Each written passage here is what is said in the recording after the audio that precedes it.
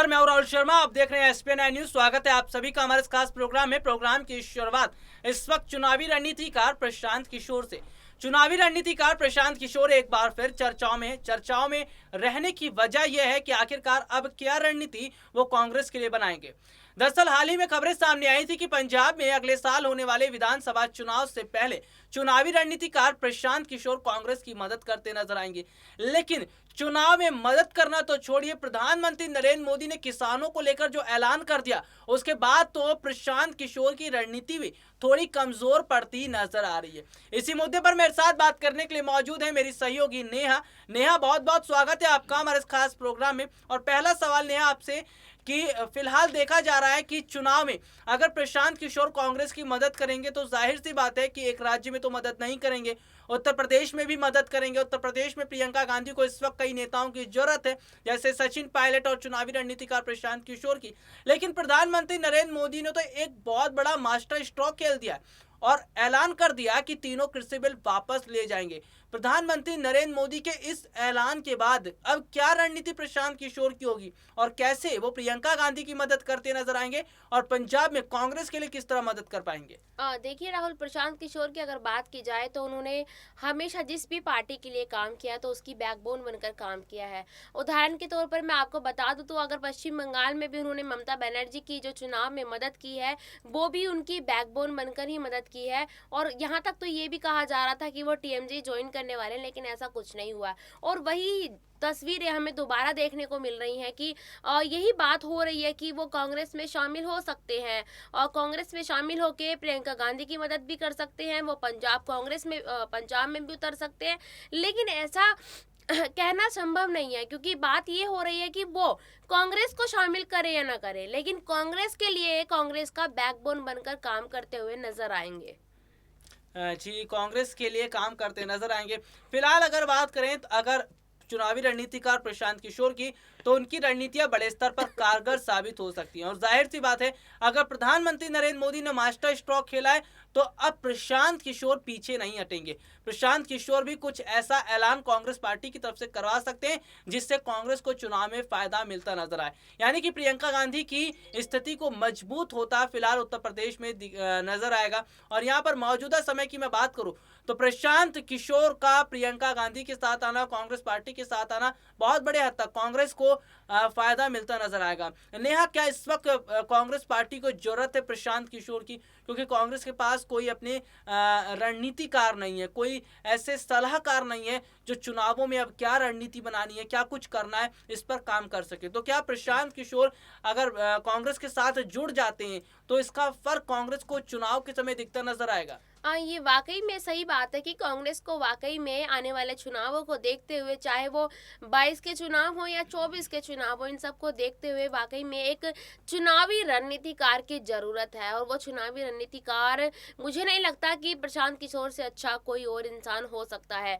यहाँ तक कि कन्हैया कुमार की भी बात होती है कि कन्हैया कुमार को भी उत्तर प्रदेश में उतारा जाएगा, लेकिन अगर बात प्रशांत किशोर की हो तो प्रशांत किशोर को अगर कांग्रेस के लिए काम करते हैं, वो कांग्रेस ज्वाइन करते हैं, तो ज्यादा फायदा नजर आएगा आने वाले विधानसभा चुनावों में। क्योंकि देखिए, प्रशांत किशोर को एक चुनावी रणनीतिकार कहा ही जाता है। उनका जो ये नाम दिया है वो काफी सोच समझ के दिया गया है, क्योंकि वो जो भी फैसला करते हैं, यहाँ तक कि आप ये देखिए कि वो किसी भी पार्टी के लिए जो भविष्यवाणी करते हैं वो कुछ ही दिन बाद सच होती हुई नजर आती है। तो इसी वजह से उनका नाम जो है चुनावी रणनीतिकार भी रखा गया है कि उनको काफी समझ है कि पार्टी में किस काम को किस तरीके से करना है। तो इसलिए कहीं ना कहीं वाकई में कांग्रेस पार्टी को एक चुनावी रणनीतिकार की जरूरत है, और मेरे हिसाब से लगता है वो प्रशांत किशोर एकदम सही इंसान है।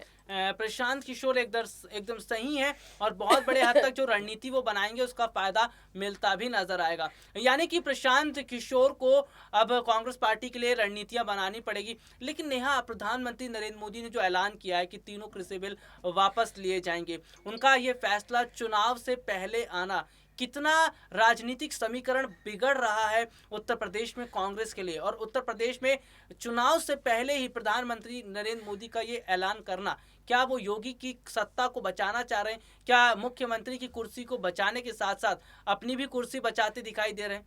और देखिए प्रधानमंत्री मोदी की बात करें अगर राहुल, तो ये देखिए ये तो सब अच्छे से जानते हैं, और कल से जब से ये अनाउंसमेंट हुई है कि जब से उन्होंने काले कानूनों को वापस लिया है, और ये सबका कहना यही है, सिर्फ एक ही लाइन कहना है कि ये सब कुछ चुनावी दाव है। देखते हैं, वो तो चुनाव के बाद पता चलेगा कि ये जो दाव उन्होंने खेला है ये उनका काम आता है या नहीं आता है। लेकिन अगर बात की जाए कि चुनावों से जस्ट पहले उन्होंने 1 से 1.5 महीने पहले ये चुनावी दाव खेला है, तो कहीं ना कहीं इसमें उनको अपना फायदा होता नजर आ रहा है। उनको ये डर चढ़ गया था कि उत्तर प्रदेश से तो योगी आदित्यनाथ की कुर्सी गई और लोकसभा चुनाव में मेरी कुर्सी गई, तो दोनों की कुर्सियों का डर की वजह से ही उन्होंने किसानों का समर्थन लेना चाहा। और ये सबको ही पता था कि ये होना तो तय है कि चुनाव से 1 से 2 महीने पहले ये जो काले कानून है इनको वापस लिया जाएगा, सबको पता था। और इस तरीके से लिया जाएगा, वो भी देखिए सिखों को लुभाने के लिए उन्होंने गुरु पर्व का ही दिन चुना, गुरु पर्व के दिन ही उन्होंने ये अनाउंसमेंट की है। तो कहीं ना कहीं देखा जाए तो ये सच में ही चुनावी दाव है। और अगर पंजाब की बात की जाए तो देखिए पंजाब में कांग्रेस की सत्ता है और काफी टाइम से कांग्रेस रही है वहां पे, लेकिन अब थोड़ा सा देखा जाए तो कांग्रेस को थोड़ा सा डर हो गया है, क्योंकि इसका कारण ये है कि बीजेपी और शिरोमणि अकाली दल का जो पहले गठबंधन था वो किसानों की वजह से टूट गया था उनका गठबंधन। लेकिन अब अटकलें ये लगाई जा रही है कि जब किसानों वाला बिल तो वापस ले लिया है प्रधानमंत्री मोदी जी ने, मतलब बीजेपी पार्टी ने, तो ये गठबंधन कहीं अगर दोबारा हो गया तो कांग्रेस के लिए ये मुसीबतें खड़ा कर सकता है। कांग्रेस के लिए मुश्किलें खड़ी कर सकती है। फिलहाल मौजूदा समय की अगर बात करें तो वाकई में बहुत बड़े हद तक तस्वीर तो ये दिखती नजर आ रही है कि आने वाले समय में जो माहौल बन रहा है वो बीजेपी के लिए बन रहा है। लेकिन कांग्रेस पार्टी बहुत चालाकी से काम कर रही है। उत्तर प्रदेश की जनता ये समझ रही है कि प्रधानमंत्री नरेंद्र मोदी ने जो ऐलान किया वो ऐसे ही ऐलान नहीं किया है, चुनाव को ध्यान में रखते हुए ऐलान किया। और ये ऐलान है जो बताता है कि वाकई इस वक्त मौजूदा समय के अंदर हालात अलग होते नजर आ रहे हैं, मौजूदा समय के अंदर स्थितियां अलग होती नजर आ रही है। लेकिन एक बात तो तय है कि यहाँ पर प्रधानमंत्री नरेंद्र मोदी ने जो चालाकी दिखाई है इसका फर्क कितना पड़ेगा। लेकिन कांग्रेस ने बहुत बड़े हद तक उत्तर प्रदेश में जमीन तैयार कर ली है। कई बड़े कार्ड इस वक्त प्रियंका गांधी खेल चुकी हैं, चाहे किसानों को लेकर हो, युवाओं को लेकर हो, शिक्षा को लेकर हो, स्वास्थ्य सेक्टर को लेकर हो, महिलाओं को लेकर हो। तो प्रियंका गांधी ने चौतरफा तरीके से योगी को घेर लिया है। नेहा, सवाल यहाँ पर यह भी है कि क्या योगी आदित्यनाथ ने प्रियंका गांधी से हार मान ली थी? क्या उत्तर प्रदेश के अंदर प्रियंका गांधी के आगे बीजेपी ने घुटने टेक दिए थे, इसीलिए प्रधानमंत्री नरेंद्र मोदी को इस तरह का ऐलान करना पड़ गया कि तीनों कृषि बिल वापस लेंगे? नहीं राहुल, ऐसा नहीं कह सकते हैं। देखिए बीजेपी को जितना हल्के में लोग ले रहे हैं, ऐसा भी नहीं है कि बीजेपी इतनी हल्की वाली पार्टी है। नेशनल लेवल की पार्टी है। और उत्तर प्रदेश की अगर बात करें तो उत्तर प्रदेश में 2017 में वो पूर्ण बहुमत से जीती थी और 5 साल सत्ता में रही है। तो देखिए ये कहना इम्पॉसिबल है कि बीजेपी को कांग्रेस पार्टी बिल्कुल हरा सकती है, ये कहना भी साफ नहीं है। लेकिन हाँ, थोड़ा थोड़ा ये देख सकते हैं, जिस तरीके से रोज नई नई तस्वीरें निकल कर आती है, रोज नए नए बयान आते हैं, तो ये कह सकते हैं हम, ये लाइन बिल्कुल सही कह सकते हैं कि हाँ, प्रियंका गांधी को देखते हुए योगी आदित्यनाथ को थोड़ा सा खतरा अपनी कुर्सी का होने लगा है। फिलहाल देखते हैं कि आने वाले वक्त में क्या तस्वीर बदलती है। चलिए आज के लिए इतना ही, आपसे फिर मुलाकात होगी, तब तक के लिए इजाजत दीजिए, नमस्कार।